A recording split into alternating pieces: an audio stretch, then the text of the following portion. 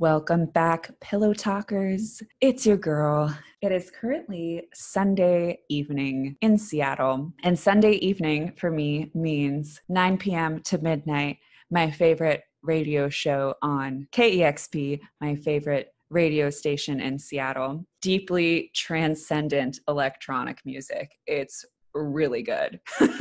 You should check it out. It's a super fun thing I do with myself to prep my energy for the week every week. Actually, I still have my middle school boom box, which I have stickers all over, and that's what I listen to it on. I'm recording this between dance parties with myself. Thought I'd take a little break. I was feeling a little sweaty, and I was like, now is a good time to record this episode. Speaking of being sweaty, I'm wearing some man deodorant and cologne today, which I love to do. I like to do that sometimes because then I just feel attracted to myself all day.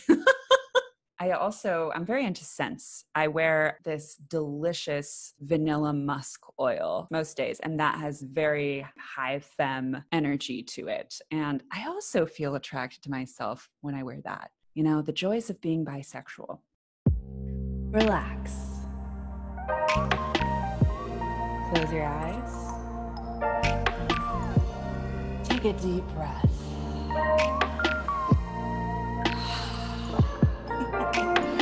Welcome to Pillow Talk Radio, the most delicious place to be. On this podcast, we explore how to create more connection, possibility, romance, and magic in love and in life. I'm your host and relationship specialist, Cora Boyd. Are you with me? On today's episode, I'm going to talk about the two biggest blockers to things moving forward in your love life. And before I get into it, I want to emphasize that I'm not sharing these blockers to scare you in a way of you're doing these things and you feel nervous system freak out. Oh my God, have you been doing these two things and making a goddamn fool of yourself? No, not at all. My hope is that in sharing these, I want to emphasize, number one, how common, how universal these things are so you can feel better because you're not the only person who experiences these blockers or maybe feels stuck around these two things. And number two, I hope that in sharing this, you will see just how possible it is to clear these blocks and actually how close you really are to things moving forward in your love life once you clear these blocks. The first block is fear of rejection. This is something that every single person that I have worked with as a client, so many of my friends, anyone that I talk to around dating and romance and intimacy, when we follow the thread of conversation, the thread of inquiry, and get down to what is the actual fear, 99.9999999% of the time, it has to do with some variation of fear of rejection. So if any of y'all have seen the video I did with Hi Ho Kids, if you haven't, you can look it up. It's called Kids Meet a Dating Coach. It's extremely adorable. I had a blast doing it. So you'll see, you will see in that video how I'm talking to kids, I'm talking to small children, teenagers, various ages in between about dating and crushes, etc. And the top fear that they are bringing up is fear of rejection, is this fear of, well, what if they don't like me? Or what if they say no? Or blah. And it's just funny. I find it really heartwarming and affirmative that is also the exact same fear that surfaces for clients of mine who are in their 50s, 60s, 20s, 30s, 40s.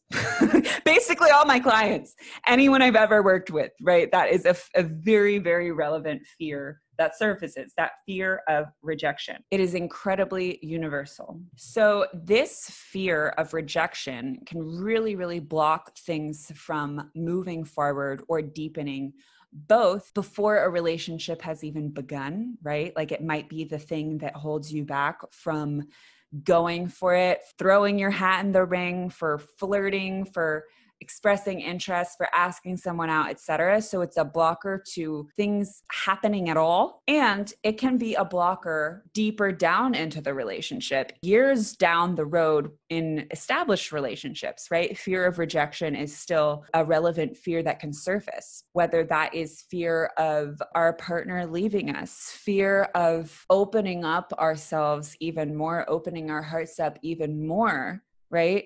We may have them 60% open, right, for the entire relationship and just be afraid to go that much deeper, to open up that much more because of a fear of rejection, right? So we're still clinging on to closing up out of a way to protect ourselves, to protect our hearts from the possibility of rejection, right? Sometimes we might not say how we actually feel because we fear rejection, right? Sometimes we might not say or own what we really want and need because we are afraid of that being rejected. And sometimes we reject the other person unconsciously because that is a defense mechanism before they can reject us. That's actually quite common. And that, again, can happen at any stage in the relationship.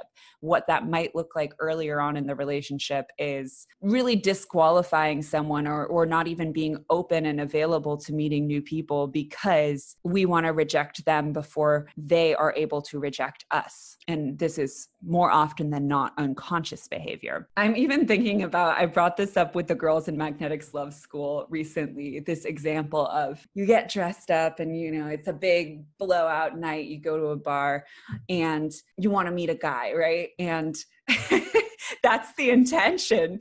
But then you spend the entire night being standoffish, not making eye contact, looking aloof, being aloof, all of these things, right?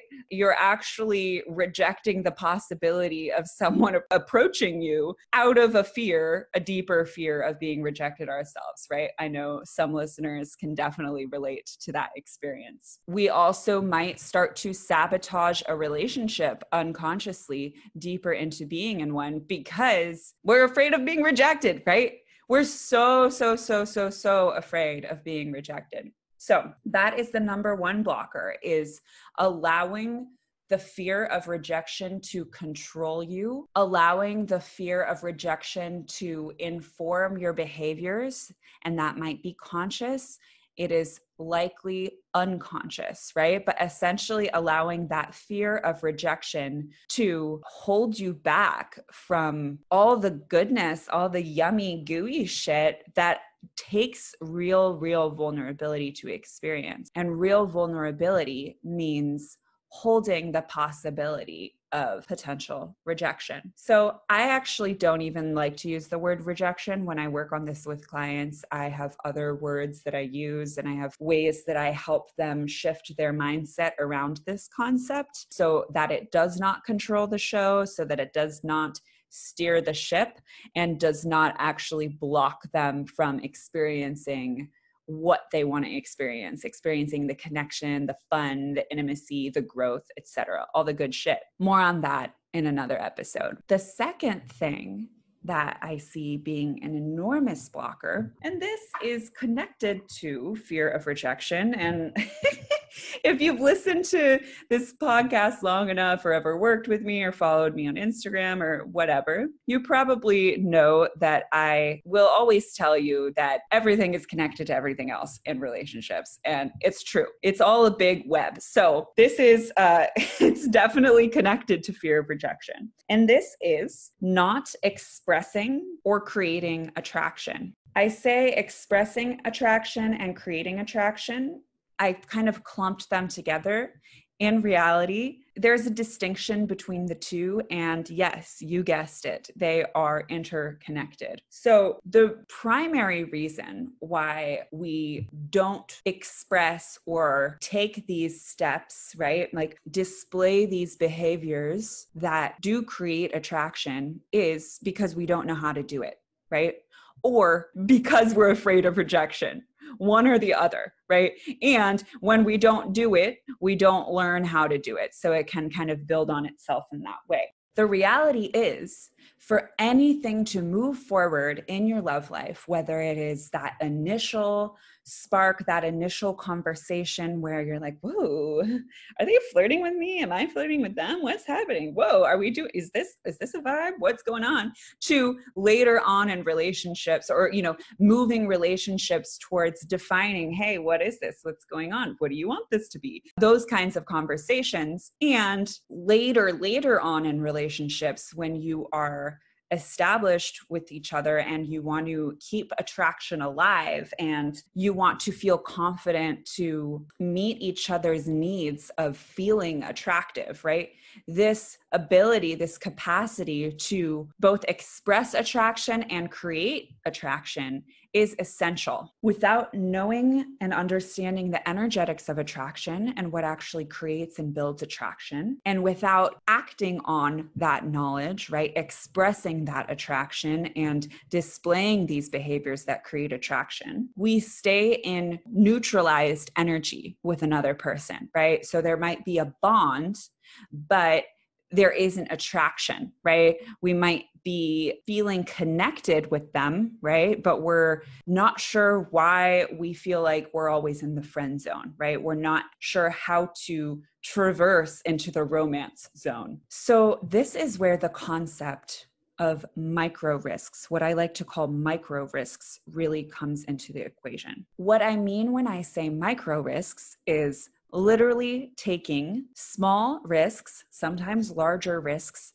at various intervals in relationship building and relationship progressing and, relationship existing, because relationships are living organisms. They do not stay static. Relationships take courage, and taking risks takes courage, even taking what I call micro risks. So a micro risk might be opening our mouth to start a conversation with someone, right? It's a micro risk because the stakes are low logically, right? Physiologically, we might feel differently. Our brain starts chirping up, our ninja mind starts chirping up and is like, oh God, they're going to do this, bah, bah, bah, bah, bah, bah, right? Like this whole cacophony of hyperbolized worst case scenarios might start to register in our brain and also for our nervous system physiologically. But logically, the stakes are actually low, right? It is a micro risk. There is the possibility of something happening that doesn't feel good to us, or their response not being aligned with what we hope it's going to be, or any variety of things, right? When we first start to edge the dynamic into flirtatious territory, that's a micro risk because we don't know entirely how they're going to respond to that. We don't know entirely if they're attracted to us as well. We don't know entirely what's going to happen. It's a micro risk. When we get deeper into a relationship and we start expressing genuine interest, right? Like feelings are starting to come online and the stakes are starting to raise emotionally, right? We need to take risks. Sometimes those don't feel so micro at that point, right? But we can recognize those as these incremental little risks both parties need to take in order for anything to move forward relationally. Because though the visual I like to conjure up for my clients is 4 cars at a 4-way stop, just sitting there being like, you go, no, you go, no, you go, right? Or 2 cars in this case, but I like the visual of 4 cars because it's more theatrical, right? But the point is, someone has to take the lead at some point in order for anything to move forward, right? And ideally, and this is a whole nother topic of investment and pacing that I work on with my clients, of being able to read this feedback of how is someone investing in the relationship with us? How are we, and what are we basing our decision to invest more in the relationship with them? What are ways to invest and to read levels of investment, et cetera? At what pace are we investing? All these things, right? Again, another episode. But the point is, both people need to be taking small and larger risks, right? And I say risk because that's any time that we make a move, step into some leadership and the dynamic to move it forward, not knowing for certain what's going on for the other person or if they will meet us in that step that we take forward. And we got to do it. We've got to do that. Otherwise, nothing happens, right? We're just cars at a four-way stop, sitting there stagnantly. So in terms of how this confidence and this capability to express and create attraction is so, so, so important, not only for building relationships, right? Getting into relationships, attracting people, like early stages of dating and courtship, but also for established relationships, right? For lifelong romantic relationships. I've said it before and I'll say it again. Never stop flirting. Never stop flirting, right? Because if you are, let's say you're in a monogamous relationship, what you're essentially doing when you're in a monogamous relationship is you're saying, subtext, to each other, hey, you know that thing that it feels really fun and makes us feel alive and deeply energized and excited about life? You know that feeling of being attractive? Cool. Well, we're going to do that. We're going to give each other that feeling, and we're going to, within this relationship, do such a good job at making each other feel attractive and reminding each other of how attractive we are that we don't need to go elsewhere for that, right? So I have plenty of thoughts about the importance of actually getting to enjoy your attractiveness and express your attractiveness and your sexuality outside of your relationship, whether it's a monogamous relationship or not. And again, that can look like a lot of things. That does not need to mean dating other people necessarily. That does not need to mean sleeping with other people. It doesn't need to mean any of those things. It can mean whatever you want it to mean, but it can even mean just like in the way you dress, right? And the way that you walk, all of these things. But I just feel so emphatically that it's really, really healthy for both individuals and for the health of the relationship, that attraction and the feeling of being attractive is we're able to express that not just in the presence of our partner, right? Because it puts an enormous amount of pressure, right? So that brings me back to why it is so important, especially if we're in a monogamous relationship, to know how to express and create attraction with your partner.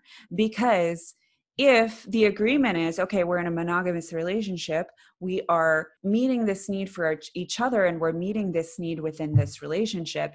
If you're not doing that, right? If both parties just like stop doing that for each other, and in the agreement of the relationship, it's not okay for that need to be met elsewhere, that need is not being met, and that will grow to resentment, which will likely erode the relationship. So that's the first reason. The second reason why knowing how and having confidence in our ability to express and create attraction is so important within established relationships is that it enables us to hold our standards within a relationship. So let me explain that a little deeper. When we feel the confidence to create attraction and to have agency in meeting people and bringing that dynamic online when we want to, right? Whether or not we choose to. And again, this is different for different relationships. And ideally, we're on the same page about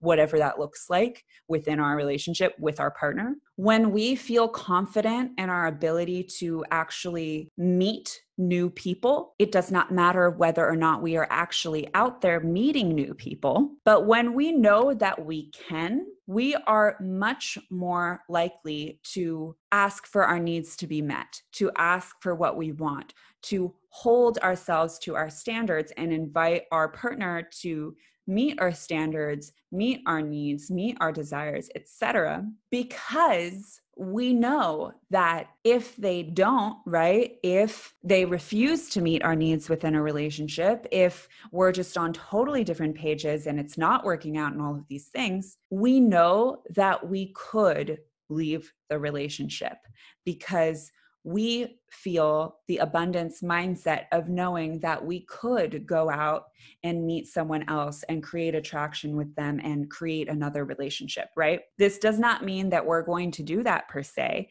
but the knowing, the confidence in our ability to do that actually improves existing relationships because we're not swallowing our needs, not standing for what we want, not communicating what we want, even at the risk of our partner not being on the same page or being upset by that ask or whatever the case might be, because we think that we can't go out and meet someone else. So we should just shrink in this relationship because it's all we can have, right?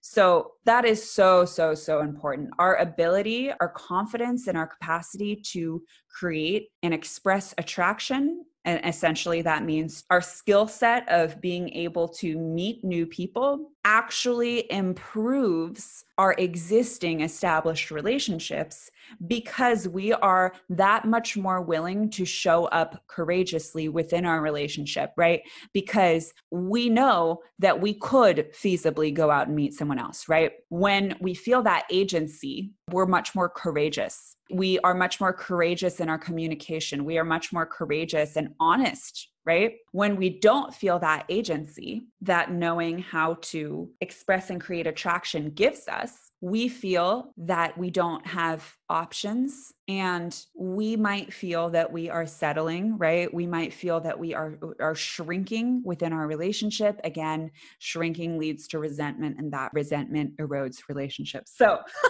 not to get too dark there, but I just want to emphasize hardcore how much these skills matter, right? How much the confidence that having these skills and the confidence and the agency that we feel when we feel that we know how to navigate our love lives, when we feel like we know how to attract people, etc. It is so essential for our confidence in every area of life, right? And it really enables us to step forward honestly and courageously. And that is what it takes to create relationships that are really fucking awesome and epic, right? It's relationships where both people are having courageous conversations with each other, right? And like having sometimes more challenging conversations with each other and taking these micro risks within established relationships, because that is what actually allows us to, with each other, create relationships that do meet both people's needs,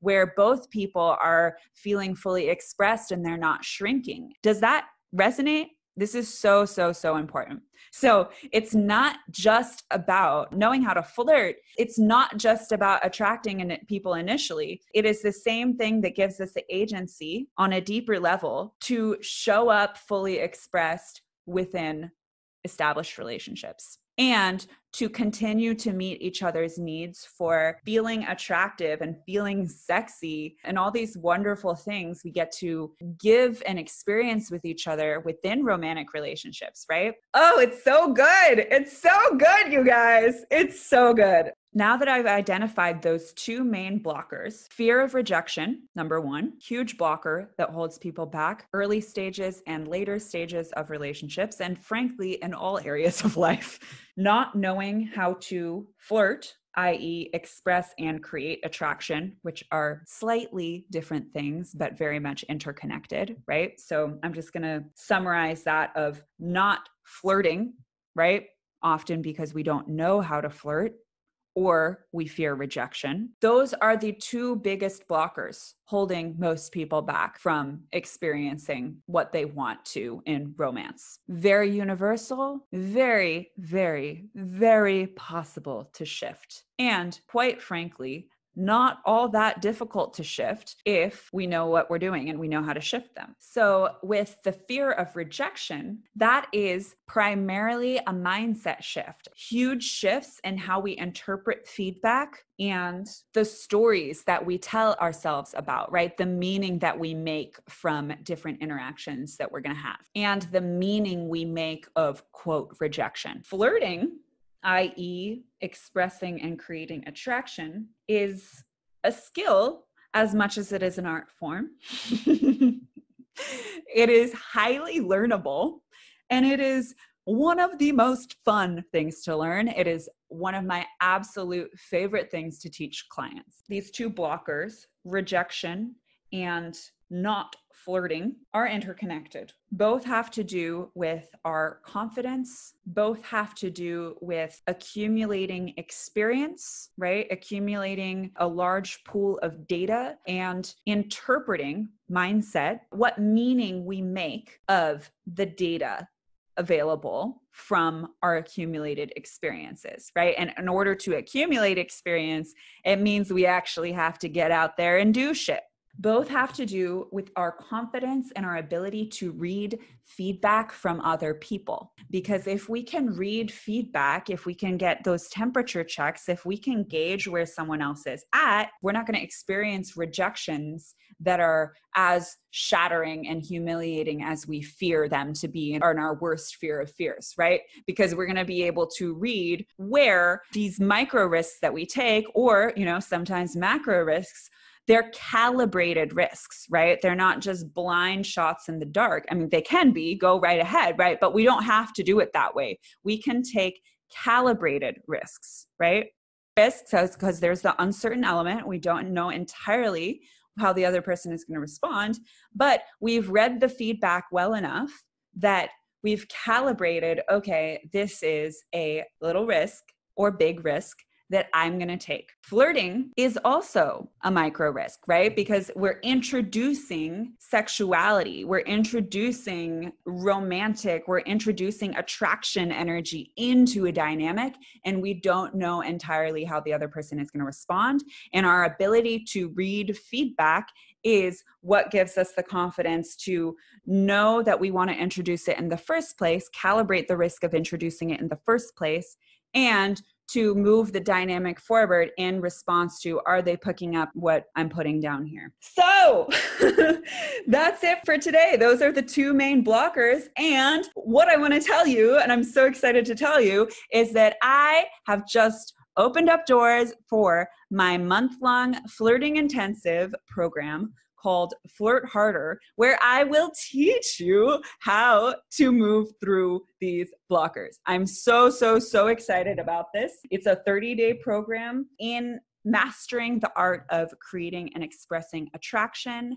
And it is going to be so fun, so playful. As I told you, this is some of my absolute favorite work to do with clients. And I really started to jam out on this with my clients when I started to host these flirting role play parties where I'd invite a bunch of them and we role play out different flirting scenes, and I'm able to give them live coaching in the moment. They're able to gauge, oh, that's what flirting is. Oh, like here's literally what I can say. Oh, here's literally some strategies I can do. Oh, this is that elusive thing people talk about. Like, oh, this is how I move relationships forward. This is how I participate. This is how I have agency in moving things forward in my love life. So Flirt Harder, it's going to be lit. We kick off October 20th and early bird enrollment is happening now. You can go snag your spot at coraboydcoaching.com/flirtharder. And all the details are there. If you have any questions whatsoever, you can email my team, hello@coraboydcoaching.com. I'm just so excited to help you clear these blocks so you can get the fuck after it. So thank you so much for listening. If this was helpful for you, please let me know what you thought. Take a screenshot and tag me in your Instagram story with any insights or questions that you have. And if you liked this episode, if you find value from what I share, I would so appreciate you leaving a review for this podcast in Apple Podcasts. That's all, folks. I'm going to get back to sweating my man deodorant and dancing to expansions alone in my living room. So sending you lots of love, and I'll talk to you soon. Thank you so much for listening to this episode of Pillow Talk Radio. I'm Cora Boyd, and make sure to subscribe so we can keep you in the loop. In the interim, you can find me on Instagram at @theCoraBoyd, YouTube Cora Boyd, website coraboydcoaching.com. Have an excellent rest of your day, night, morning, evening, whatever it is, wherever you are, and we'll catch you next week.